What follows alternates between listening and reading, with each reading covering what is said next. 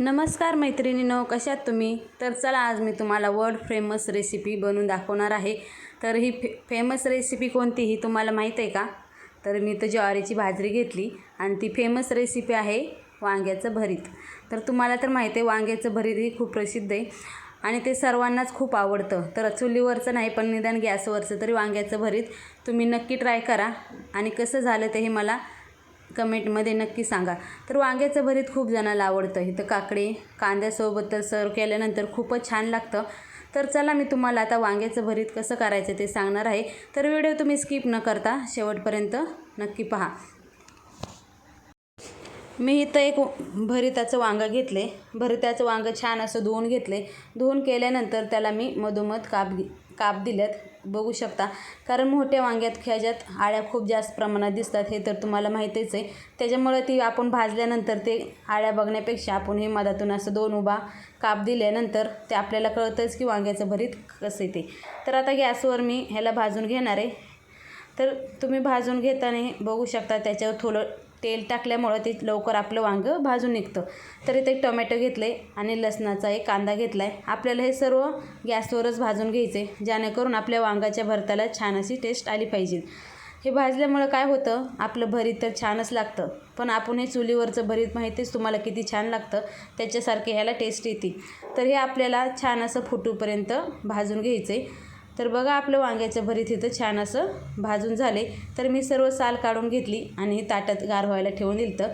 तर आपल्याला खलबत्त्याच्या साईडने छान असं कुटून घ्यायचं आहे। तुमच्याकडे जर खलबत्ता नसेल तर तुम्ही मिक्सरला पण कुटून घेतलं तरी चालेल, पण मिक्सरला कुटल्यामुळे त्याची टेस्ट जाते। तर इथं मी तुमच्याकडे जर ते भाजी करायचं जर स्पेशल असेल त्यांनी बारीक केले तरी चालेल। तर ही पावभाजीच्या स्पेशलने बारीक केले। तिथे मी शेंगदाण्याचं कूट टाकले। शेंगदाण्याचं कूट ऑप्शन आहे, तुम्हाला टाकायचं असतं टाका, नाही तर नाही टाकलं तर टाकेल।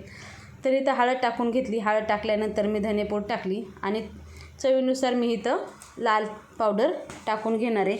आपण ह्याच्यामध्ये तर मिरच्या टाकल्यातच, पण तुम्हाला जर जास्त तिखट लागत असेल तर तुम्ही इथं जिरं।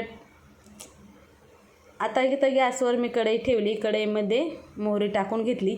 मोहरी छान तडतडली की ह्याच्यामध्ये आपल्याला जिरं टाकून घ्यायचे। आपल्याला फक्त इथे तडकाच द्यायचा आहे, आपल्याला बाकी काही करायचं नाही। त्यामुळं त्याच्यामध्ये मी थोडा कांदा टाकला आहे। कांदा नॉर्मलच भाजून घ्यायचा आहे। तुम्हाला जर भरीत लगेच खायचं असेल तर तुम्ही कांदा डायरेक्ट ॲड केला तरी चालेल, कारण इथं मला डब्याला द्यायचं होतं आणि ते कांदा जर कच्चा टाकला तर त्याचा वास येण्याची शक्यता आहे, म्हणून मी थोडाच कांदा इथं परतून टाकला आहे। जास्त पण परतायची गरज नाही, फक्त आपल्याला ह्याचा वास येऊ नये म्हणून थोडा परतला आहे मी ह्याला। तर हे परतल्यानंतर छान असं आपल्याला हे परतून घ्यायचं आहे। हे परतून झाल्यानंतर आपल्याला ह्याच्यामध्ये ते वांग्याचं भरीत टाकून घ्यायचे। वांग्याचं भरीत टाकून घेतल्यानंतर आपल्याला 2 मिनटं असंच हे परतून घ्यायचे। ह्याच्यामध्ये मी थोडी कोथिंबीर आणि मीठ ॲड केले आणि ह्याला आपण आता छान असं परतून घेऊया। छान परतायचं म्हणजे आपल्याला फक्त हे 2च मिनटं फास्ट गॅसवर परतून घ्यायचे, कारण आपलं हे ऑलरेडी सगळं शिजलेलंच असतं। पण हे फक्त आपल्याला डब्याला द्यायचं आहे म्हणून मी इथं परतून घेते।